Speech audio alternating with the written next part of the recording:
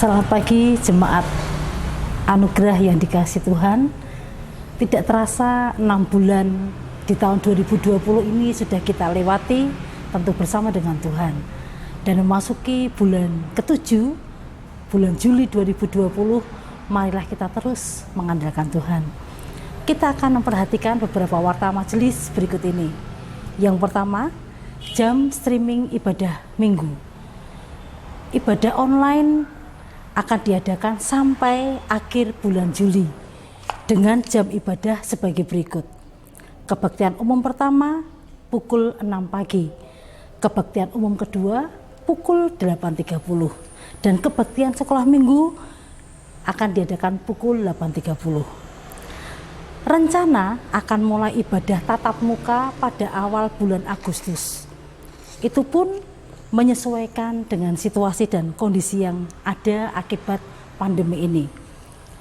Bila nanti sudah dilakukan ibadah tatap muka, maka yang akan beribadah akan diatur sesuai dengan surat wali kota Surakarta pada tanggal 26 Juni menetapkan yang diperbolehkan mengikuti ibadah adalah usia 15 tahun yang ke atas. Anak-anak di bawah umur, ibu hamil, dan usia lansia 60 tahun ke atas bisa mengikuti ibadah dari rumah.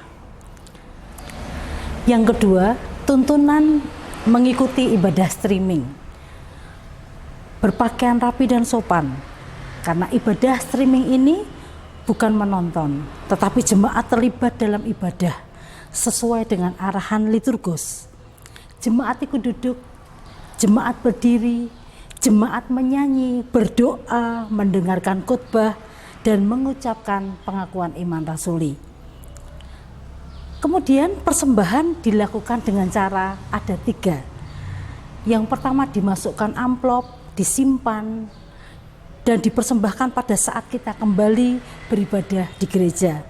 Yang kedua, transfer ke rekening BCA Solo 2 785 047 6050 atas nama GKI Anugerah. Yang ketiga, melalui QR kode bisa didapatkan di warta majelis dan nanti akan tampil di layar Bapak Ibu semua. Untuk warta persembahan baik umum maupun persembahan iman, persembahan operasional untuk PAUD Pelangi Kasih Pulang Pisau ditempel di depan papan pengumuman ruang bayi.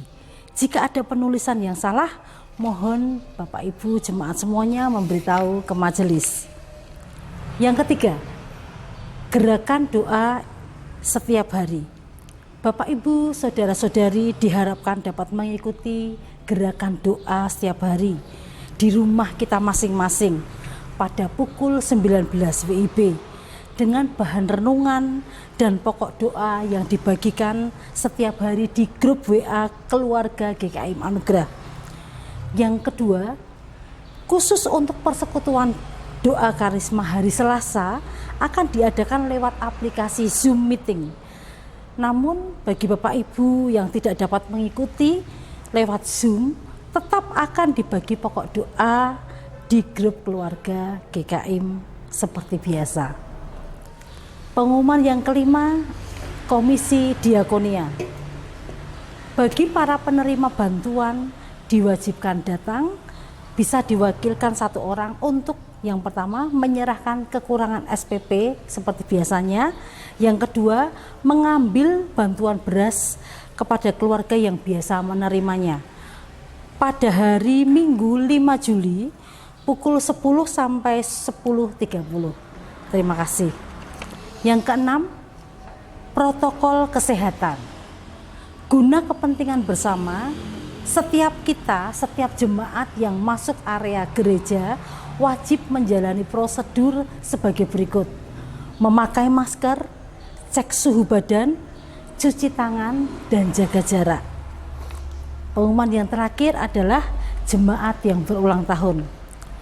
Majelis GKI Anugerah mengucapkan selamat ulang tahun kepada Saudari Stefani Handoko yang berulang tahun pada 30 Juni, Ibu Miem pada tanggal 1 Juli, Ibu Eviwati 2 Juli, Ibu Murwani Kurniang Ningsih 2 Juli, Bapak Cornelius Aditya Gunawan 2 Juli, Ibu Mariem Ciut 3 Juli, Ibu Cynthia Ayu Purnomo 4 Juli. Selamat ulang tahun, Tuhan Yesus memberkati. Selamat mengikuti ibadah pada pagi hari ini. Selamat pagi Bapak, Ibu, Saudara-saudara sekalian terkasih di dalam Tuhan Yesus Kristus. Sungguh kita bersyukur pada hari ini untuk kesekian kalinya kita kembali diberi kesempatan untuk beribadah kepada Tuhan. Meskipun kita masih harus beribadah secara online dari rumah kita masing-masing. Mari sebelum kita memulai ibadah online di pagi hari ini, saya mengundang setiap kita untuk mengambil waktu teduh sejenak.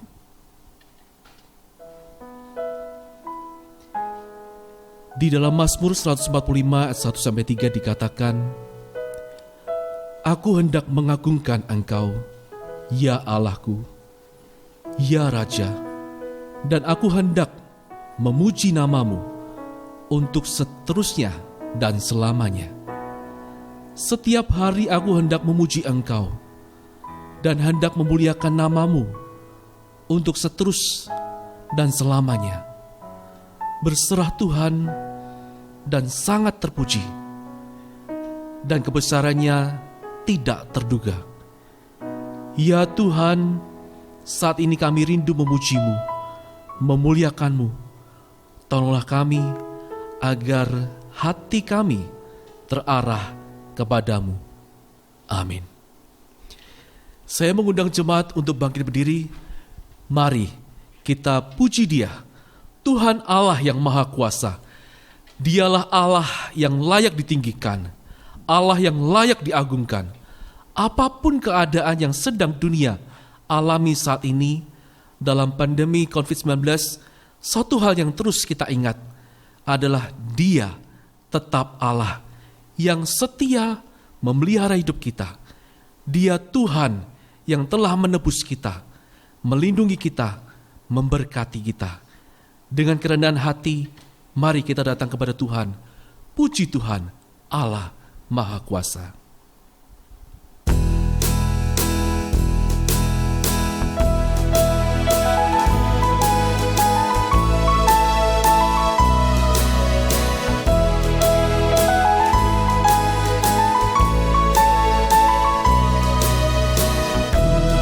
Tuhan Allah Sang Pencipta Maha Kuasa, puji Tuhan ya penerusku yang beri sentosa. Mari kita menghampiri tahtanya, memuliakannya. Puji Tuhan Allah yang memerintah semesta, Dia melindungimu di bawah naungan sayapnya. Mari lihat semua hasrat hatimu, dan jadilah kehendaknya. Puji Tuhan, Allah yang memberkati hidupmu.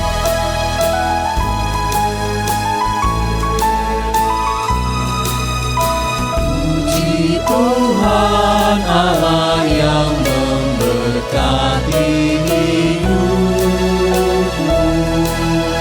dengan rahmat dan kebaikan sepanjang umur.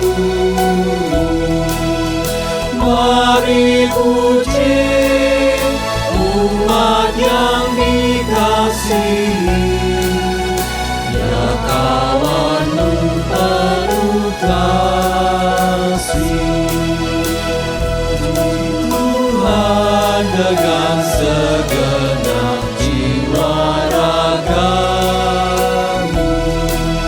Semua makhluk datang dengan suka menyembahnya.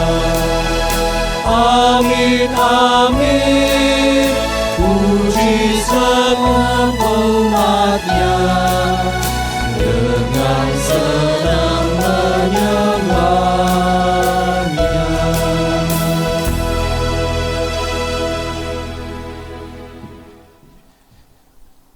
Bapak Ibu Saudaraku yang dikasihi oleh Tuhan, ibadah kita mulai pada pagi hari ini dengan sebuah pengakuan. Pertolongan kita adalah dalam nama Tuhan yang menjadikan langit dan bumi, dan yang setia memelihara umatnya untuk selama-lamanya. Turunlah atas kita sekalian anugerah dan damai sejahtera dari Allah Bapa dan Tuhan kita Yesus Kristus, serta dalam persekutuan dengan Roh Kudus. Amin. Gloria Patri.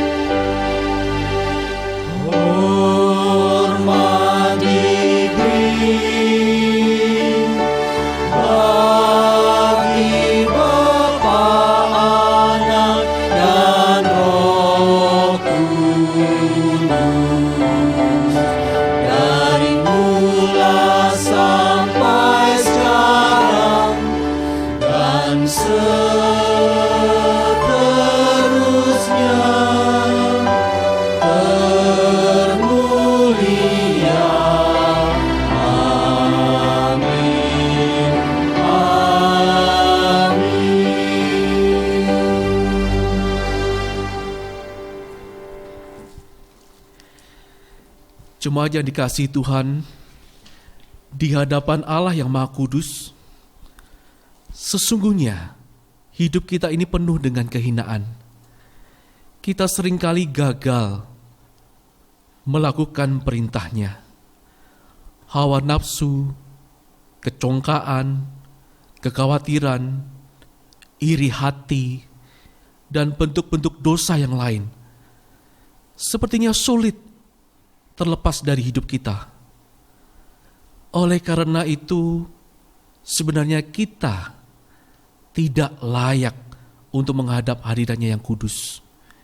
Tetapi di dalam Efesus 1 ayat 7 mengingatkan kita, sebab di dalam Dia dan oleh darahnya kita beroleh penebusan, yaitu pengampunan dosa menurut kekayaan kasih karunia-Nya.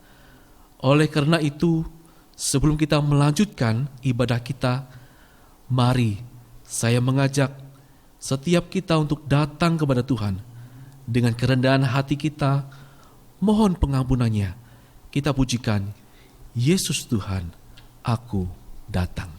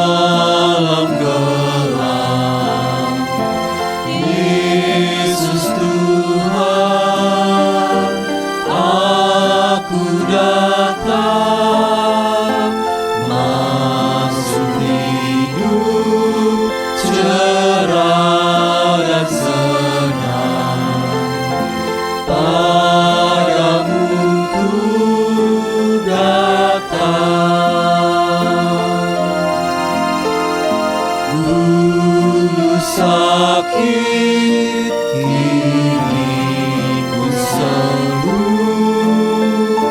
lepas miskin ini melimpah, lepas dosa masuk dalammu.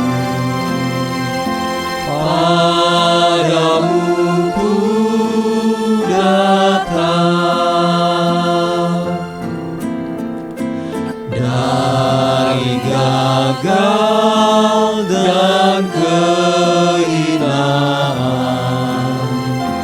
Yesus Tuhan, aku datang, masuk mulia dan rahmat salib. Padamu ku datang, dulu derita, kini sentosa, lepas ombak, kini tenanglah, tak mengeluh namun bermazmur. Padamu ku datang.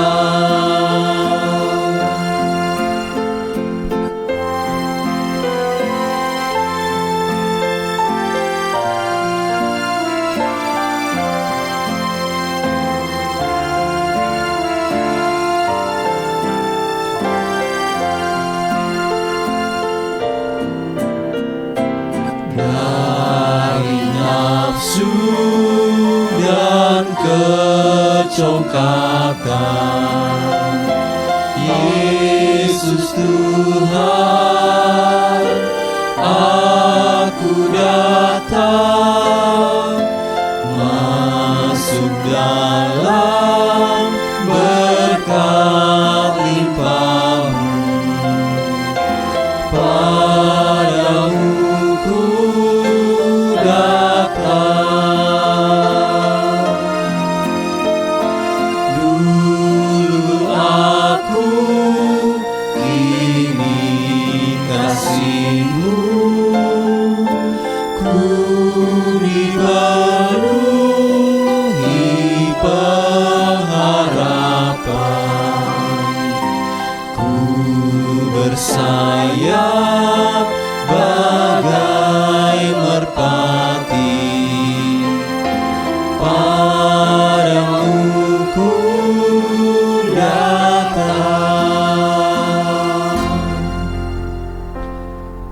Mari Bapak Ibu, saudara-saudari sekalian, kita tundukkan kepala dan mari kita mengakui segala dosa dan pelanggaran kita di hadapan Tuhan.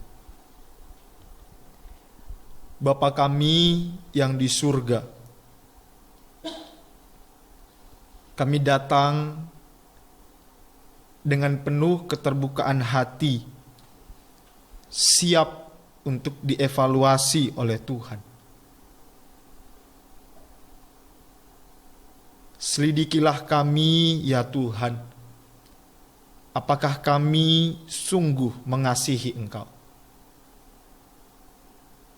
Tuhan ampuni setiap kami ketika di dalam menjalani hari lepas sehari, kami kurang bersyukur kepada Tuhan. Kami kebanyakan mengeluh.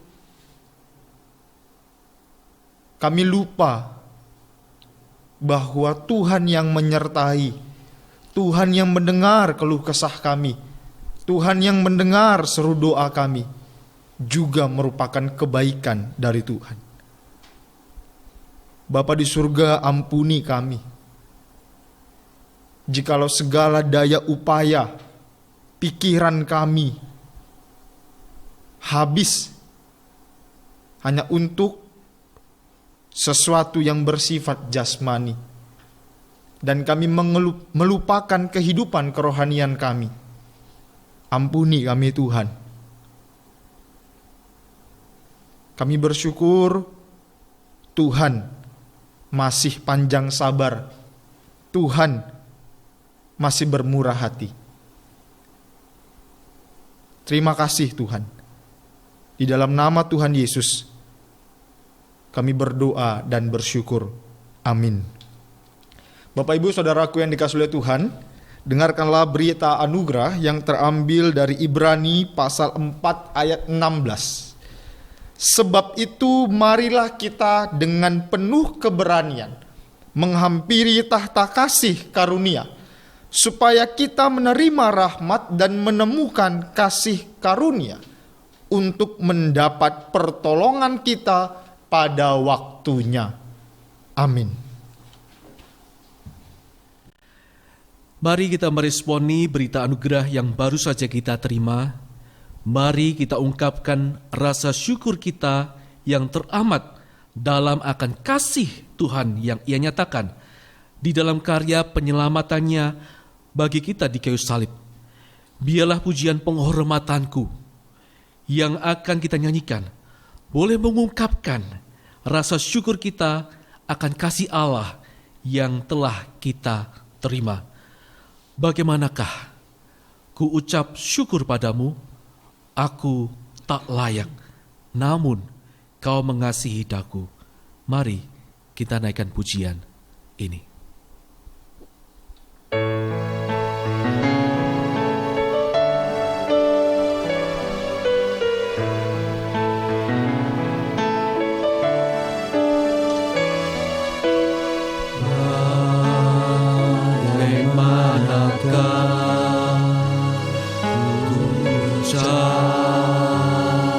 Syukur padamu, aku tak layak, namun Kau mengasihi daku.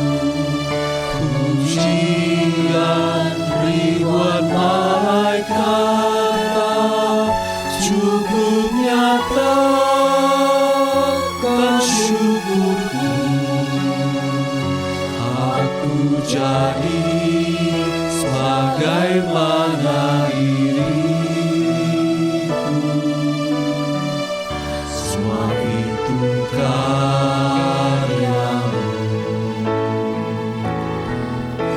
Mulia bagi Allah, mulia bagi Allah, mulia bagi Allah untuk semua karya-Mu.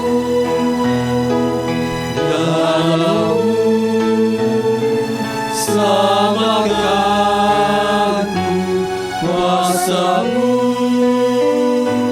bangkitkan-Ku. Mulia bagi Allah untuk semua karya-Mu. Biar hidupku selalu menyenangkan-Mu, Tuhanku. Segala puji bagi karya yang Nabi kori. Darah-Mu selamatkan-Ku, kuasa-Mu bangkitkan-Ku. Mulia bagi Allah untuk semua karya. Biar hidupku selalu menyenangkan-Mu, Tuhanku. Segala puji bagi karya yang Nabi kori.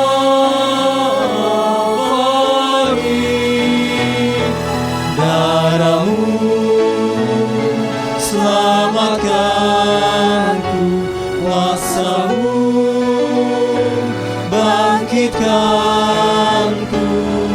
Mulia bagi Allah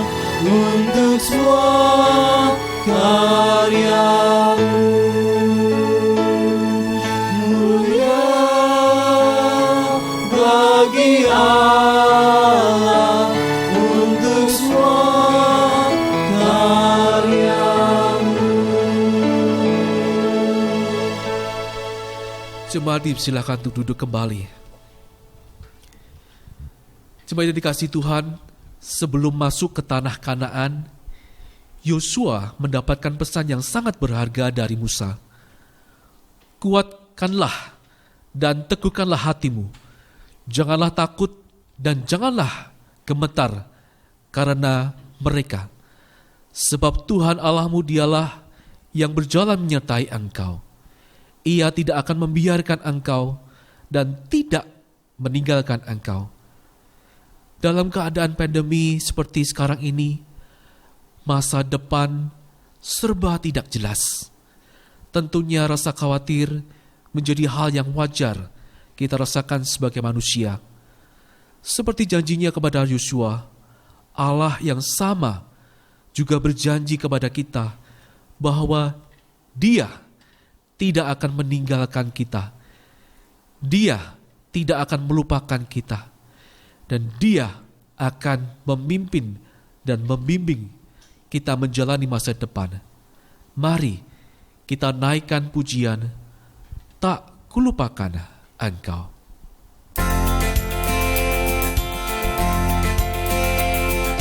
Kau tidak akan aku lupakan. Aku memimpinmu, aku membimbingmu. Kau tidak akan aku lupakan. Aku penolongmu, yakinlah teguh. Mari saya undang semua kita naikkan pujian ini, tak kulupakan engkau.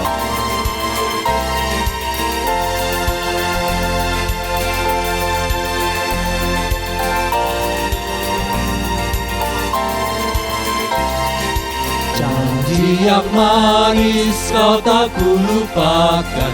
Tak terombang-ambing lagi jiwaku. Walau lembah hidupku penuh awan, nantikan cerahlah langit di atasku. Kau tidak akan aku lupakan. Aku memimpinmu, aku membimbingmu. Kau tidak akan aku lupakan. Aku penolongmu, yakinlah teguh.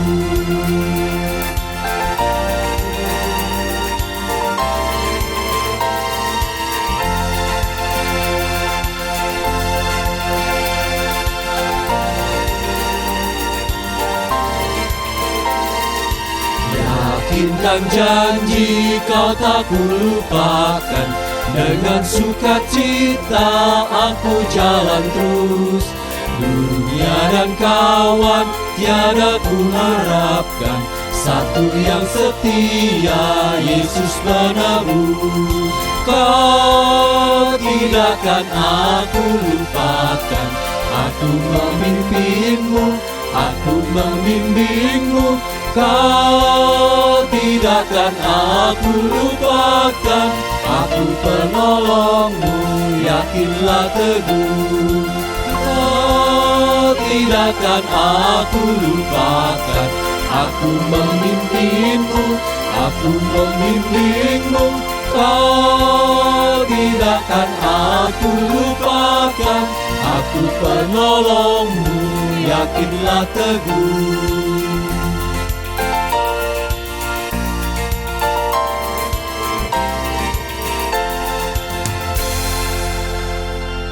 Saat ini kita akan menyiapkan hati kita untuk mendengarkan urian firman Tuhan yang akan disampaikan oleh Evangelis William Wijaya. Mari jemaat kita memujikan satu pujian, Allah yang kupercaya. Mari kita nyatakan kepada Dia, di saat aku takut, ku percaya padamu. Di saat aku lemah, ku bersandar padamu. Sebab Engkau Allah yang kupercaya.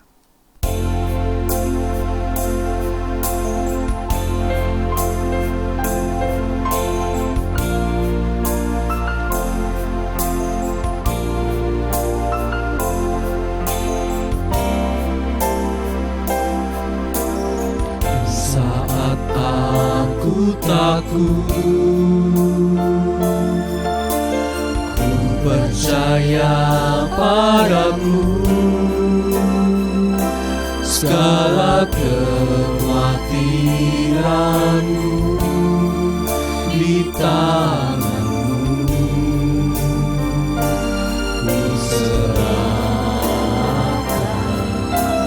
Di saat aku lemah, ku bersandar padamu, segala kesesakanku telah kau tanggung bagiku. Sebab Engkau Allah yang ku percaya, di dalam hatiku hanya Engkau Yesus yang sanggup memberikanku kelegaan. Ya Engkau Allah yang ku percaya, di dalam hidupku hanya Engkau Yesus yang sanggup memberikanku kekuatan yang baru.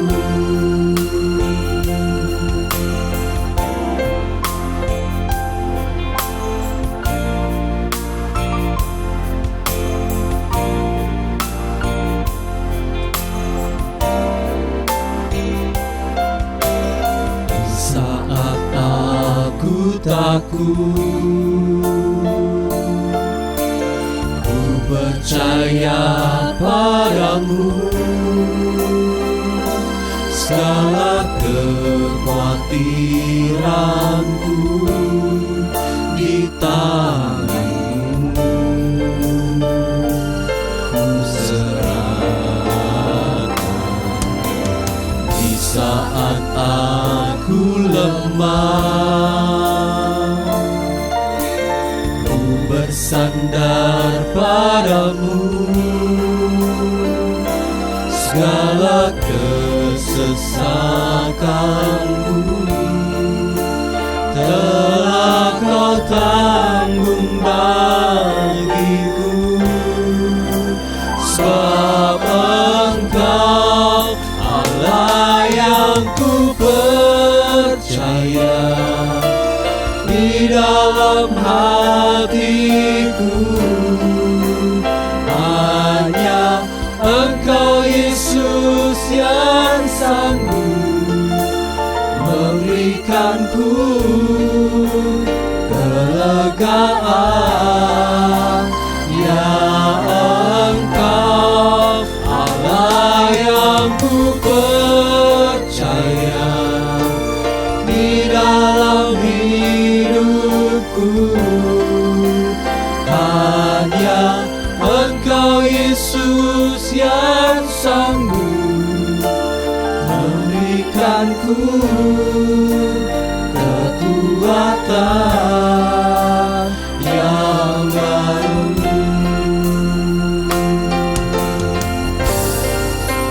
Sebab Engkau Allah yang ku percaya, di dalam hatiku hanya Engkau Yesus yang sanggup memberikanku kelegaan. Ya Engkau Allah yang ku percaya, di dalam hidupku hanya Engkau Yesus yang sanggup memberikanku kekuatan yang baru.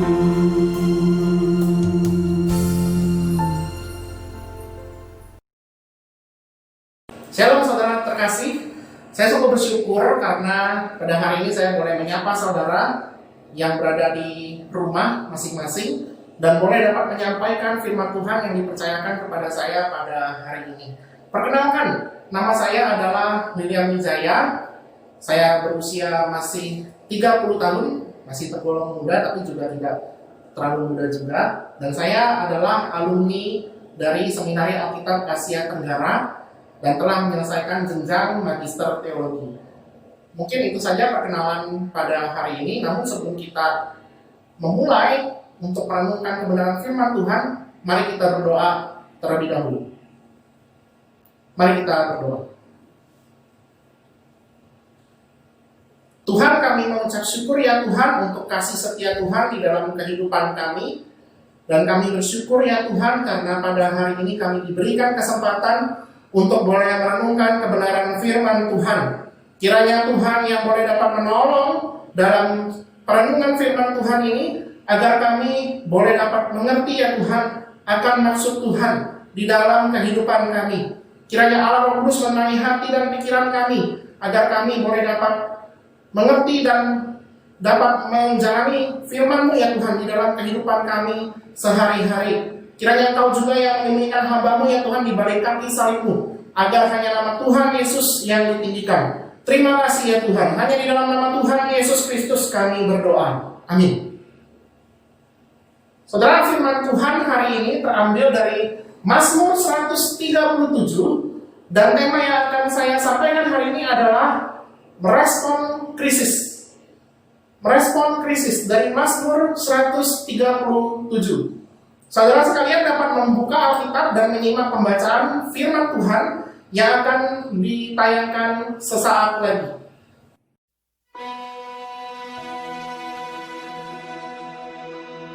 Di tepi sungai-sungai Babel, di sanalah kita duduk sambil menangis.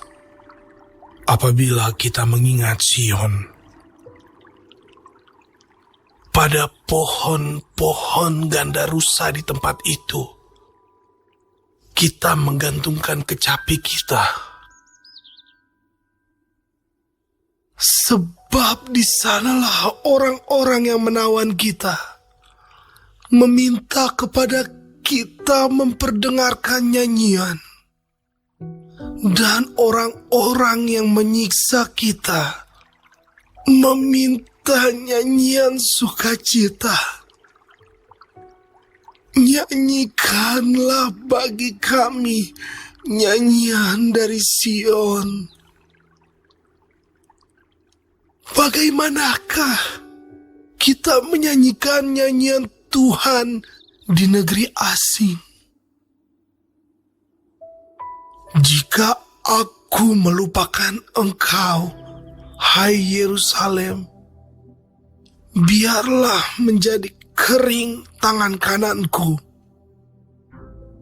Biarlah lidahku melekat pada langit-langitku, jika aku tidak mengingat Engkau. Jika aku tidak jadikan Yerusalem puncak sukacitaku. Ingatlah, ya Tuhan, kepada Bani Edom, yang pada hari pemusnahan Yerusalem mengatakan,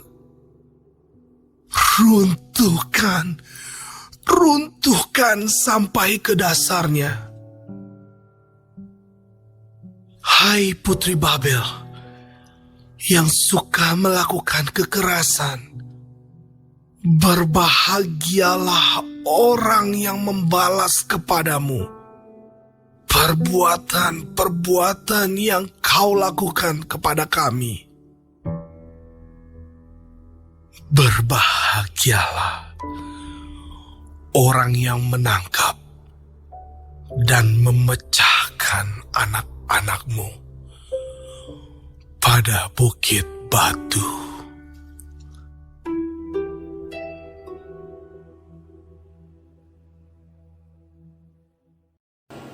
Saudara, kaisar pertama China bernama Qin Shi Huang adalah kaisar pertama yang berhasil menyatukan seluruh daratan China dan membentuk dinasti Qin.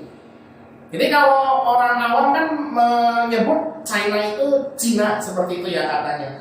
Nah, kata Cina itu dari marga Qin yang diambil dari namanya Qin Shi Huang, kaisar pertama dari China.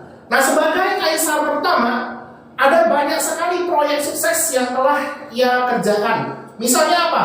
Misalnya adalah bagaimana dia membangun perekonomian di China itu menjadi lebih baik dengan cara dia membuat berbagai macam jalur transportasi yang mirip-mirip seperti Jokowi sekarang. Jadi membuat jalur-jalur transportasi. Dan ia juga membangun Great Wall of China atau tembok besar Tiongkok dengan tujuan sebagai pertahanan dari serangan suku-suku utara, yaitu Mongol. Nah, singkat cerita, Kaisar Qin Shi Huang semakin lama ini semakin tua. Dan dia mulai khawatir bagaimana nantinya kalau dia setelah mati. Dan dia tidak mau mati. Dia menghadapi satu krisis, yaitu krisis kematian. Jadi dia memerintahkan tabib-tabib untuk mencari yang namanya obat ramuan untuk hidup abadi. Nah, akhirnya ia meminum ramuan yang bernama Cinnabar, atau kalau misalnya kita kenal dalam bahasa kimia adalah merkuri sulfida. Sekedar info ya saudara, merkuri sulfida ini biasa digunakan sebagai pewarna untuk kertas, untuk plastik, ataupun juga untuk karet. Pewarna untuk kertas, plastik, karet dia minum. Yang jelas ini berbahaya untuk tubuh dia sendiri. Akibatnya apa? Akibatnya bukan ia memiliki hidup abadi, tetapi akhirnya ia kesehatannya semakin lama semakin menurun. Pada akhirnya ia mati akibat ramuan hidup abadinya sendiri. Sungguh sangat miris, bukan seseorang yang hebat, luar biasa, tetapi dia salah meresponi krisis dan akhirnya itu mengakibatkan malapetaka di dalam kehidupannya. Dari kisah di atas kita belajar bahwa meresponi krisis dengan gegabah itu akan berakibat buruk. Lantas bagaimana seharusnya kita meresponi krisis di dalam kehidupan kita, apalagi di dalam masa-masa pandemi COVID-19 ini? Caranya adalah mengakui dan menghadapi keadaan yang menekan sembari meminta pertolongan dari Tuhan. Dan hari ini kita akan menemukan jawabannya dari Mazmur 137. Dan kita akan melihat dua kunci bagaimana cara meresponi krisis dengan benar. Kunci pertama untuk meresponi krisis dengan benar adalah akui dan hadapi keadaan yang menekan. Saudara, adalah manusiawi kalau misalnya seseorang sedang berduka, dia tidak bisa bersukacita tentunya. Demikian juga dengan bangsa Israel. Ketika mereka berada di dalam pembuangan, mereka tidak dapat lagi bernyanyi. Jadi Mazmur 137 ini, mereka ini sedang berada di dalam pembuangan. Dan sebagai simbol kesedihan mereka yang mendalam, mereka menggantungkan kecapi mereka di pohon gandarusa dan duduk sambil menangis. Nah, kalau misalnya kita melihat gambaran sesungguhnya, yang ini merupakan gambaran yang sangat menyedihkan. Kalau misalnya saudara lihat pohon gandarusa itu seperti apa? Jadi pohon gandarusa itu adalah pohon yang tirainya itu seperti kayak payung. Dia itu besar sekali di luar, tapi di dalamnya itu ada ruangan. Jadi kalau seseorang masuk itu kayak seseorang masuk ke dalam sebuah tirai, lalu dia dapat menangis seharian di sana. Nah, adegan selanjutnya yang lebih menyayat hati sebenarnya saudara adalah ketika mereka dipaksa untuk menyanyi dan menghibur orang-orang yang menindas mereka. Bayangkan saudara mungkin ketika berada di dalam posisi mereka, ketika negara saudara itu dihancurkan, lalu mungkin orang tua, anak, kekasih, pasangan, atau saudara kandung, atau adik, atau kakak dibunuh di depan mata saudara, lalu saudara itu ditangkap. Setelah ditangkap, disuruh menyanyi untuk mereka sambil yang penindas ini ya, yang menawan mereka ini sambil tertawa mengejek mereka. Ya jelas, sungguh hal itu sangat mengesalkan hati bangsa Israel. Bukan hanya mengesalkan ya, mungkin putus asa, mungkin marah, dendam, benci, dan juga sedih itu bercampur aduk menjadi satu. Tetapi mereka tidak bisa meluapkannya. Kenapa? Ya posisi mereka adalah budak yang ditawan. Mereka hanya bisa menangis. Bagi bangsa Israel, sebuah nyanyian itu adalah kedekatan, lambang kedekatan bersama dengan Tuhan. Karena setiap nyanyian yang mereka pujikan itu merupakan ucapan syukur mereka kepada Tuhan. Tapi mereka diminta untuk menyanyikan nyanyian asing, mungkin nyanyian yang dipersembahkan bagi dewa-dewa Babel. Dalam kesedihan bangsa Israel ini jelas mereka rindu sekali untuk kembali ke kampung halaman mereka. Mereka ingin pulang. Mereka tidak tahan di dalam kehidupan yang menderita seperti itu. Dan sukacita mereka adalah sebenarnya ketika mereka mengingat bagaimana masa dahulu Allah itu memelihara kehidupan mereka. Itu sebenarnya adalah sukacita yang mereka simpan di dalam hati mereka sendiri. Namun saudara mungkin bertanya ya, apa sih gerangan orang Israel ini mengalami pembuangan? Mereka dibuang oleh sebab karena mereka tidak berlaku setia kepada Tuhan. Oleh sebab mereka telah berbuat dosa kepada Tuhan. Bahkan di kitab Raja-Raja, kalau misalnya saudara baca, Raja Yehuda yaitu Manasye, ia mempersembahkan anaknya sendiri untuk dibakar kepada dewa-dewa asing. Hal ini jelas membuat Tuhan sangat marah. Dan Tuhan menubuhkan tentang pembuangan Israel ke Babel itu ada di Yeremia 25 ayat yang keempat sampai dengan yang ke-9. Tetapi yang dilakukan ketika Tuhan membuang Israel itu bukan hanya sebagai penghukuman, tetapi lebih dari itu adalah pendisiplinan agar Israel boleh kembali kepada Tuhan, didisiplinkan agar Israel boleh kembali kepada Tuhan. Saudara, mari kita lihat Yesaya 30 ayat 18 sampai dengan yang ke-21. Saya akan bacakan untuk saudara. Yesaya 30 ayat 18 sampai 21. Dikatakan seperti ini ya. Sebab itu Tuhan menanti-nantikan saatnya hendak menunjukkan kasih-Nya kepada kamu. Sebab itu Ia bangkit hendak menyayangi kamu. Sebab Tuhan adalah Allah yang adil. Berbahagialah semua orang yang menanti-nantikan Dia. Sungguh hai bangsa di Sion yang diam di Yerusalem, engkau tidak akan terus menangis. Tentulah Tuhan akan mengasihani engkau apabila engkau berseru-seru. Pada saat Ia mendengar teriakmu, Ia akan menjawab. Dan walaupun Tuhan memberi kamu roti dan air serba sedikit, namun pengajarmu tidak akan menyembunyikan diri lagi. Tetapi matamu akan terus melihat Dia, dan telingamu akan mendengar perkataan ini dari belakangmu. Inilah jalan, berjalanlah mengikutinya, entah kamu menganan atau mengiri. Saudara, di Mazmur ke-23 Daud mengatakan, gadamu dan tongkatmu itulah yang menghibur aku. Maksudnya apa saudara? Kenapa tongkatnya itu menghibur Daud? Saudara, kalau misalnya kita lihat ya, tongkat itu gunanya untuk apa sih ya? Untuk mengusir binatang-binatang buas ya, ketika seorang gembala itu menggembalakan dombanya. Tetapi tongkat itu pun juga dipakai bukan untuk mengusir binatang buas saja. Tongkat itu pun adalah tongkat cinta untuk mendisiplinkan domba-domba yang nakal. Jadi misalnya kalau ada salah seekor domba itu ya nakal ya, dia keluar dari kerumunan domba, tentu kan dia dalam mara bahaya karena dia mungkin saja kemungkinan besar akan diterkam oleh binatang buas ketika lari dari kerumunan atau dia nyasar. Maka dari itu ketika Tuhan itu menangkap sang gembala menangkap domba tersebut, sang gembala itu akan mematahkan kaki domba itu dan dia akan menggendong domba itu, dibawa pulang ke rumah. Dia akan kasih makan domba itu dari tangannya sendiri. Tetapi saudara tahu nggak, ketika berjalan pulang ke rumah, domba yang dia gendong ini, apa yang dia lakukan? Dia akan mengencini gembala. Dia akan buang air besar dan mengotori tubuh sang gembala. Sang gembala akhirnya kotor bau, wah berantakan lah, habis. Dan sang gembala menaruh domba itu di rumah.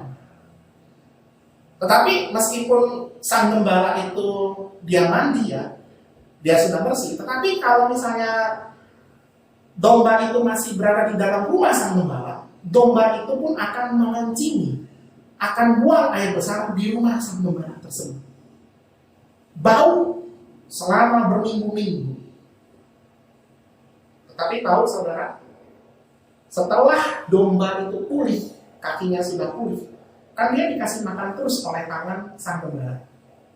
Setelah domba itu pulih, domba itu akan berpaut kepada sang gembala.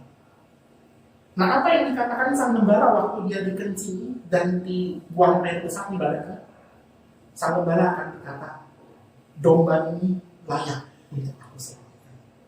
Domba ini layak untuk aku selamatkan.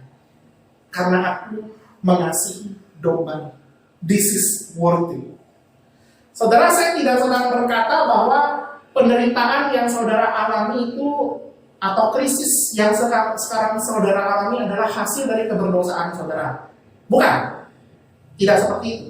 Tetapi yang saya ingin katakan adalah akui keadaan saudara yang menekan. Seperti bangsa Israel mengakui, menumpahkan perasaannya kepada Tuhan.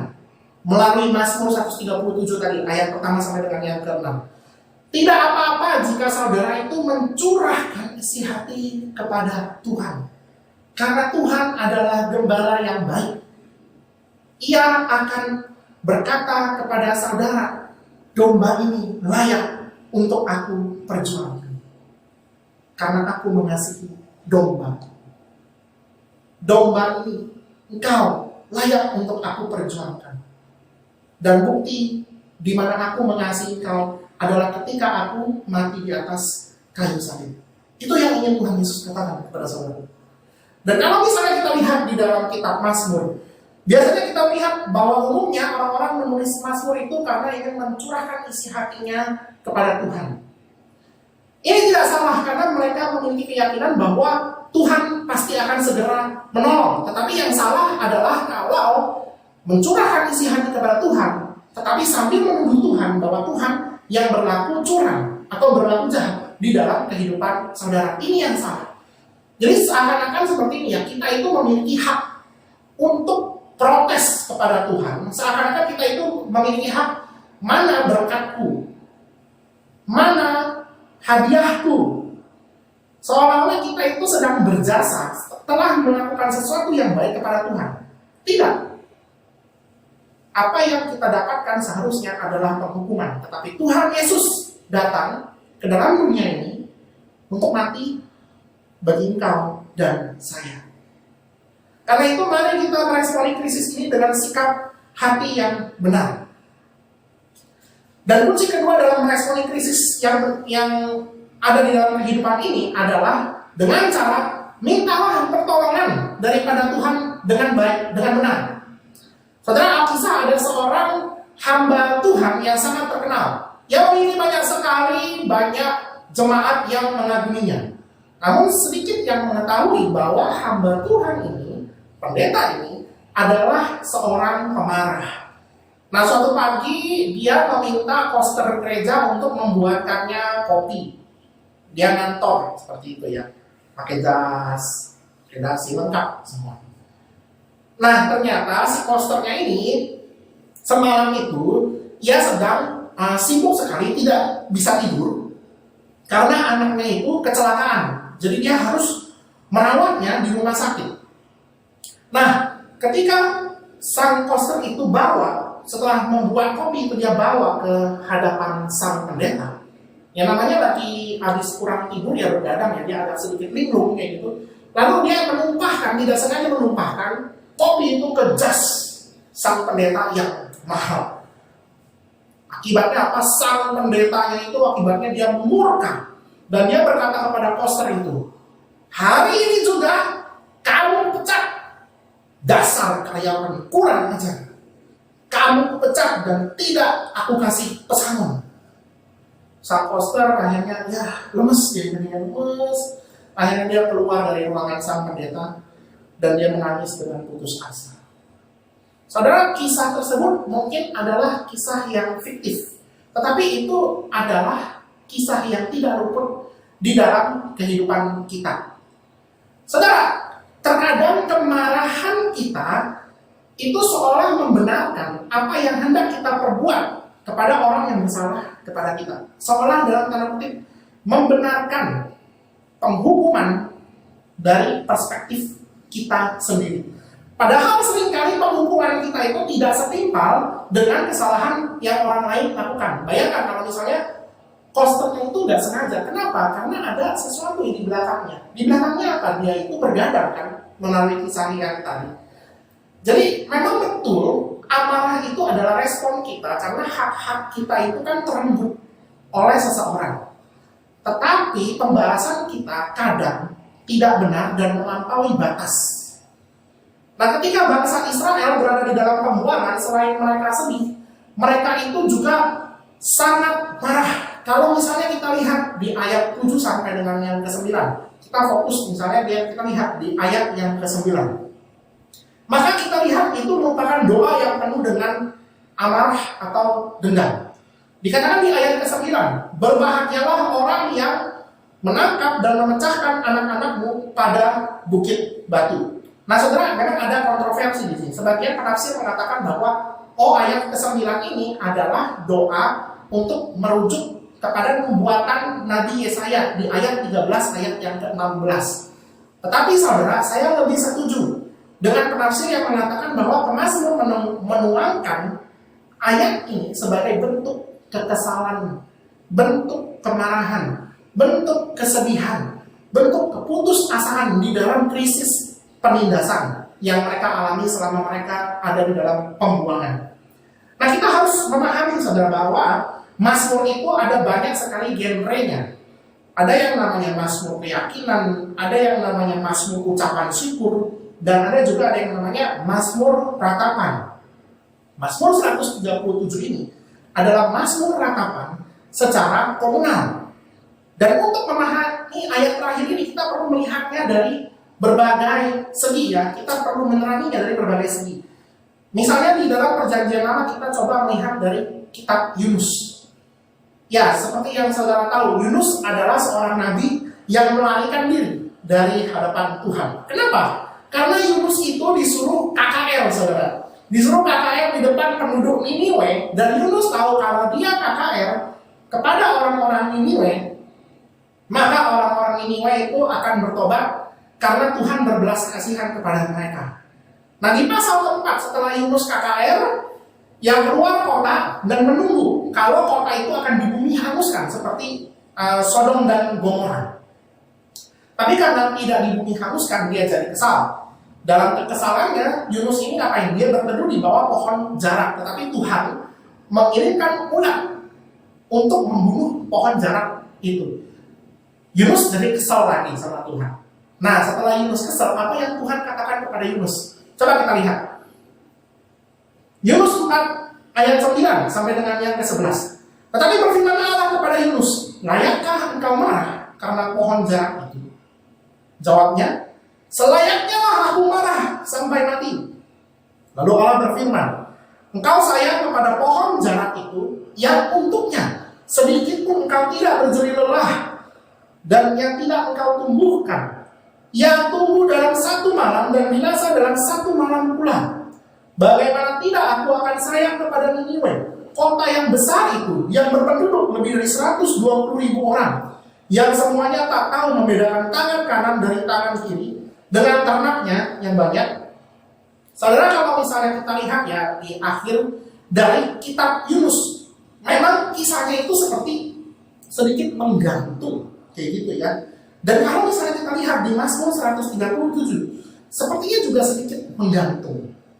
Kenapa saudara? Karena kalau di Alkitab itu kita mengetahuinya bahwa adalah satu ayat itu bisa digunakan untuk menerangi ayat yang lain, menerangi ayat yang kurang kita mengerti.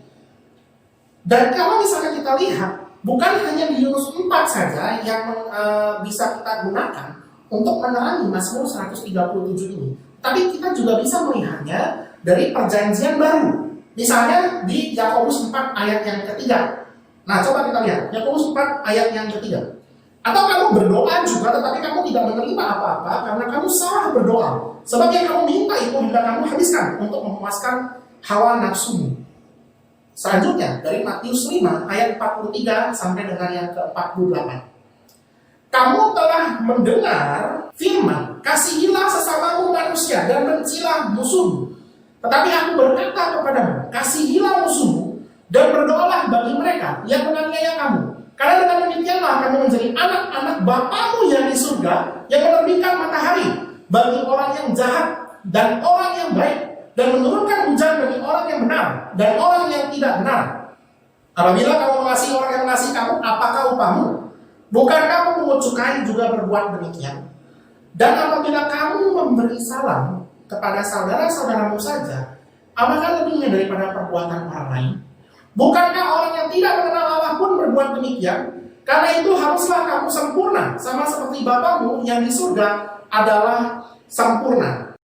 Jadi kalau misalnya kita lihat bahwa Mazmur 137 ini diterangi dengan ayat-ayat yang lain, di mana kita itu perlu juga mengasihi dan mengampuni. Karena itu seperti kata Yakobus 4 ayat yang ketiga tadi, berdoalah dengan benar, bukan untuk memuaskan hawa nafsu kita saja. Saudara, saya pun juga memiliki pengalaman bahwa saya pernah dijahati oleh orang lain. Saya pernah melamar kerja dan direkturnya itu dalam tanda kutip beragama Kristen. Jadi ketika waktu melamar tersebut, bergabung dalam sebuah tempat kerja tersebut, direkturnya ini menjanjikan beberapa hal. Ya, biasalah, posisi dan juga gaji seberapa. Awalnya memang saya berpikir ya, waktu menerima janji-janji dari direktur tersebut, saya berpikir, kok kayaknya janjinya muluk-muluk banget kayak gitu ya. Janjinya besar sekali. Apa lebih baik saya pakai meterai saja ya, terus turut tanda tangan supaya bisa mengikat ngomongannya. Biasanya kalau orang yang banyak janji itu adalah orang yang sering berbohong. Lalu saya pikir-pikir, enggak lah, nggak mungkin lah. Kan dengan naifnya kayak gitu ya. Dia kan juga orang Kristen, yang nggak mungkin lah dia menipu lah seperti itu. Namun akhirnya apa yang terjadi, saudara? Ternyata benar, dalam pelaksanaannya saya tidak mendapat yang dikatakan oleh direktur tersebut. Tidak mendapat posisi, tidak juga mendapat gaji. Malah ketika saya mencari tahu, ternyata ada indikasi bahwa gaji saya itu ternyata dikorupsi oleh orang tersebut. Jadi selama 2 tahun saya bekerja, saya itu underpaid dan overwork. Digaji di bawah gaji standar dan juga dipekerjakan melebihi jam kerja standar. Memang saya marah pada waktu itu. Saya marah dan saya sangat kesal. Tetapi saya pikir-pikir lagi ya, oh iya ya, segala sesuatu yang ada di dunia ini tidak mungkin dapat terjadi kalau Tuhan tidak mengizinkan hal ini terjadi. Maka dari itu saya juga belajar. Jadinya mungkin saya berpikir, apa sih sebenarnya yang ingin Tuhan ajarkan kepada saya melalui pengalaman tersebut? Setidaknya saya belajar 3 hal. Yang pertama, saya belajar mengampuni. Yang kedua, saya belajar bersabar. Dan yang ketiga, saya belajar mengasihi. Memang betul, saudara, awalnya itu saya ingin balas. Memang betul, saya ingin melampiaskan kemarahan saya kepada dirinya. Tetapi saya teringat dari Matius 5 ayat 45 tadi, mengatakan seperti ini, saya ulangi lagi. Karena dengan demikianlah kamu menjadi anak-anak Bapamu yang di surga, yang menerbitkan matahari bagi orang yang jahat dan orang yang baik, dan menurunkan hujan bagi orang yang benar dan orang yang tidak benar. Saudara, kalau saudara marah, lebih baik diam. Akan lebih baik lagi kalau saudara marah mengucapkan kata-kata yang bijaksana. Dengan tujuan apa? Supaya untuk membangun dan memberkati orang tersebut. Mungkin saja ketika dia bilang dia beragama Kristen, tapi dia sebenarnya belum percaya kepada Tuhan. Mungkin saja dia mengatakan Soli Deo Gloria, tapi sebenarnya dia sama sekali tidak memiliki hati yang berpaut kepada Tuhan. Tetapi mungkin kalau kita, ketika kita dijahati oleh orang tersebut dan kita mengucapkan kata-kata yang menjadi berkat bagi orang itu, mungkin dia bertobat. Mungkin Tuhan mau memakai kita menjadi alat untuk mempertobatkan orang yang bersalah kepada kita. Saudara, mungkin selama krisis ini saudara mengalami berbagai macam hal yang mengesalkan hati saudara. Mungkin selama pandemi ini Anda mengalami kesulitan di dalam hal pekerjaan. Lalu kemudian pasangan Anda di rumah marah-marah terus, memaki-maki Anda terus. Atau mungkin saja ketika saudara sedang berada di dalam krisis pandemi ini, saudara sedang merintis sebuah usaha baru, memulai kembali usaha, tapi ada orang yang dengan sengaja menipu saudara dan membuat saudara rugi. Mungkin dulu penghasilan saudara itu ada banyak, tabungan saudara itu begitu melimpah, tetapi ketika krisis ini, tabungan untuk masa tua itu sudah terpakai. Dan ada pihak-pihak yang menuding bahwa saudara itu tidak bijaksana. Saudara mungkin lelah, mungkin saudara capek, mungkin saudara kesal, mungkin saudara putus asa karena masa pandemi ini. Ditambah lagi dengan orang-orang yang berbuat salah kepada saudara. Karena itu, pada hari ini, firman Tuhan hari ini mengatakan kepada saudara, saudara dapat mencurahkan isi hati saudara kepada Tuhan. Saudara dapat berdoa, tetapi berdoalah dengan benar. Doakanlah supaya keadaan menjadi lebih baik, bukan berdoa menuntut hawa nafsu saudara. Sekalipun saudara berada di dalam keadaan terjepit, janganlah berbuat dosa. Urungkanlah niat jahatmu, karena sesungguhnya Tuhan melihat. Ya, Tuhan melihat. Ia melihat dan akan segera melepaskanmu dari krisis ini.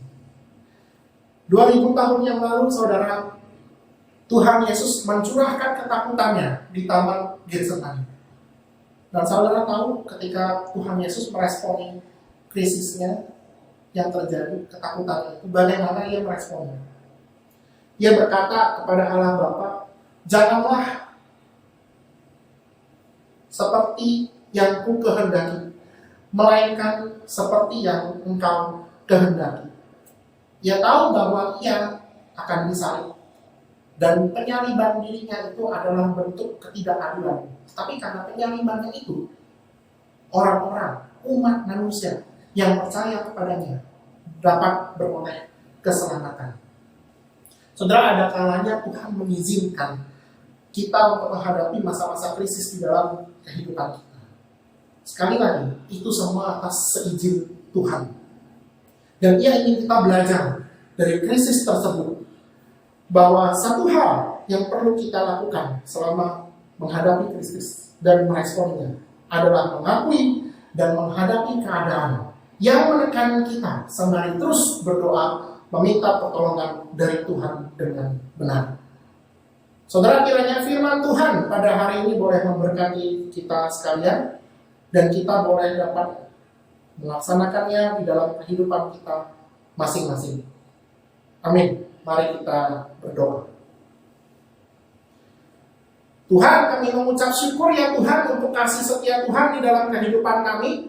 Kiranya Engkau yang boleh dapat memberkati setiap anak-anak-Mu ya Tuhan, yang telah mendengarkan firman Tuhan pada hari ini.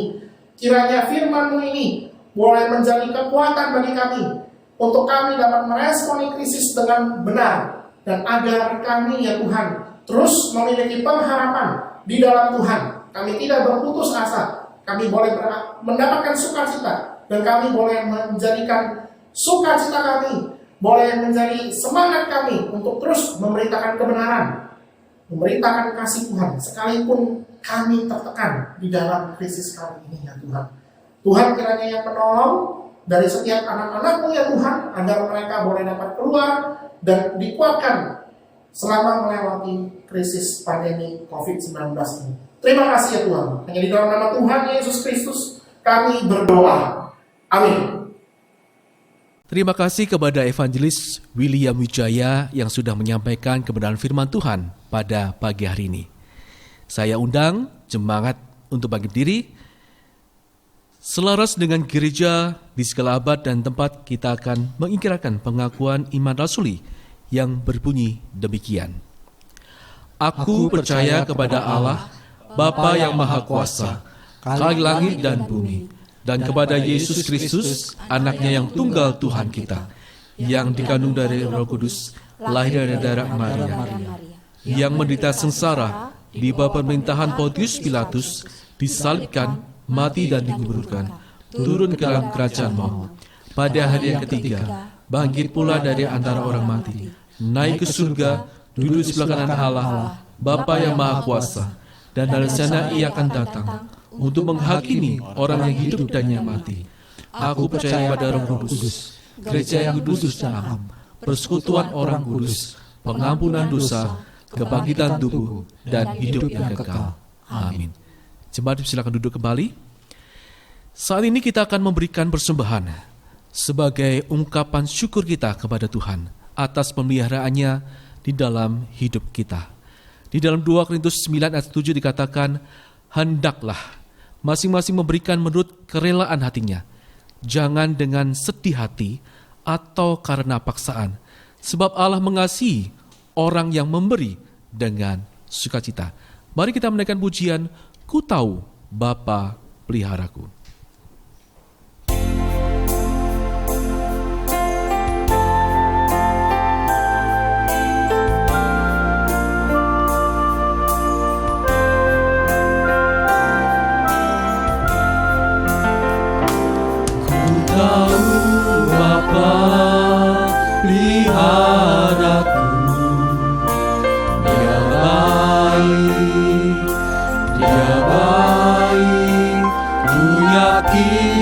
Selalu sertaku, Dia baik bagiku.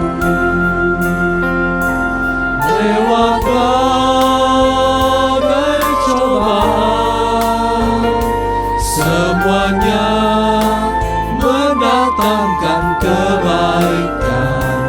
Ku tahu Bapa peliharaku, baik bagiku.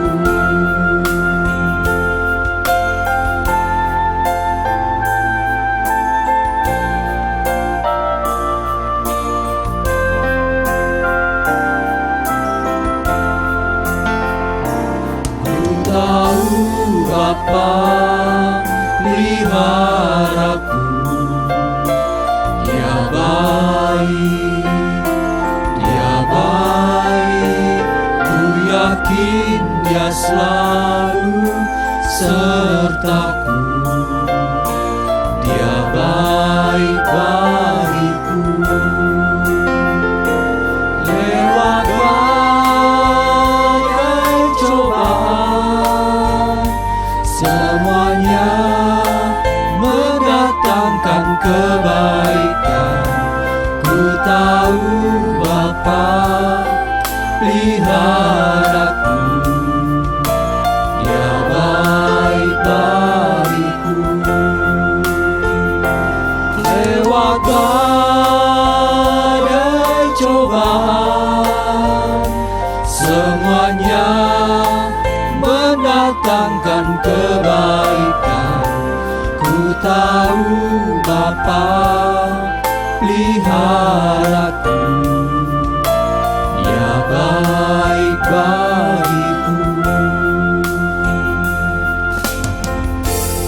Saya undang jemaat untuk bangkit diri. Kita akan menaikkan doa persembahan. Segala ungkapan syukur kami naikkan hanya kepadamu Bapa di surga. Oleh karena kasih dan penyertaan-Mu boleh kami terima dan nikmati hingga saat ini. Kami tahu Dan kami menyadari ya Tuhan, bahwa setiap berkat yang kami terima dalam kehidupan kami, itu semua daripadamu saja ya Bapa. Saat ini kami membawa persembahan kami di hadapan-Mu ya Tuhan. Terimalah dan sucikanlah agar persembahan ini bisa dipakai untuk melebarkan kerajaan-Mu di dunia ini. Kiranya Tuhan juga memberkati tangan-tangan yang mengelola akan persembahan ini. Ya Bapa, inilah doa yang kami naikkan kepadamu, yang kami alaskan hanya di dalam nama Tuhan Yesus. Amin. Kita akan menaikkan doa syafaat. Ada satu pokok doa syafaat yang kita akan naikkan, yaitu berdoa untuk persiapan seluruh gereja yang akan mengadakan ibadah tatap muka, agar dapat merencanakan dengan baik dan bijaksana, dan jemaat bisa melaksanakan ibadah dengan taat akan prosedur protokol kesehatan yang ketat. Mari kita akan masuk di dalam doa syafaat. Bapa di surga, di saat pandemi ini kurang lebih selama 3 bulan, kami harus beribadah secara online di rumah kami masing-masing. Dan saat ini pemerintah sudah memperbolehkan untuk gereja-gereja kembali dibuka ibadah secara tatap muka. Kiranya Engkau mempersiapkan gereja-gereja yang akan kembali membuka ibadah secara tatap muka. Baik itu persiapan tempat cuci tangan, pengukuran suhu tubuh setiap jemaat yang hadir, dan tempat duduk jemaat yang diatur jaraknya antar jemaat.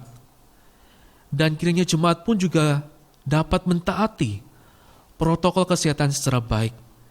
Jemaat yang lansia dan anak-anak tidak diperkenankan untuk hadir ibadah secara tatap muka, karena mereka rentan terhadap virus corona ini.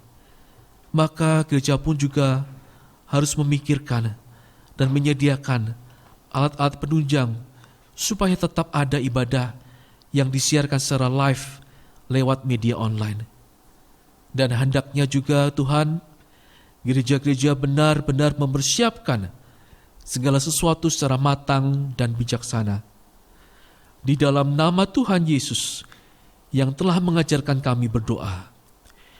Bapa kami yang di surga, dikuduskanlah namamu, datanglah kerajaanmu, jadilah kehendak-Mu di bumi seperti di surga. Berikanlah kami pada hari ini makanan kami yang secukupnya, dan ampunilah kami akan kesalahan kami, seperti kami juga mengampuni orang yang bersalah kepada kami. Dan janganlah membawa kami ke dalam pencobaan, tetapi lepaskanlah kami daripada yang jahat.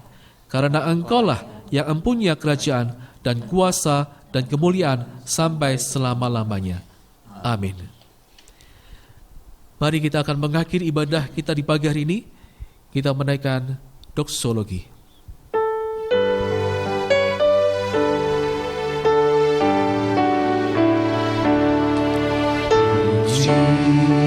Allah sumber berkat, pujilah Dia semua ciptaannya, pujilah Dia malaikat surga, puji Bapa, Putra, Roh Kudus. Puji Allah sumber berkat, pujilah Dia semua ciptaannya, pujilah Dia malaikat surga, puji Bapa, Putra, Roh Kudus. Jemaat yang dikasihi oleh Tuhan, marilah kita memegang sebuah komitmen di dalam menjalani hari depan bersandar kepada Tuhan.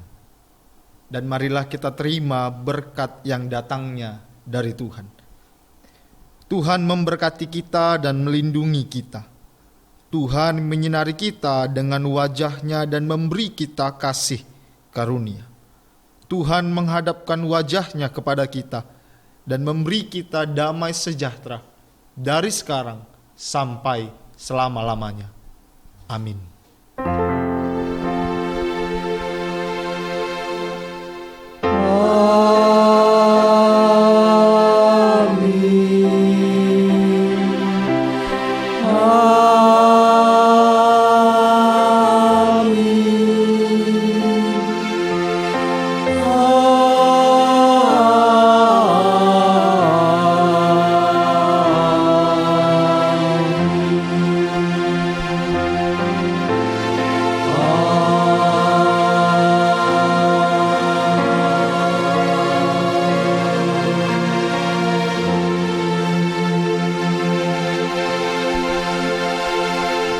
Jemaat dipersilahkan untuk duduk kembali, ibadah kita selesai, doa teduh Tuhan Yesus memberkati.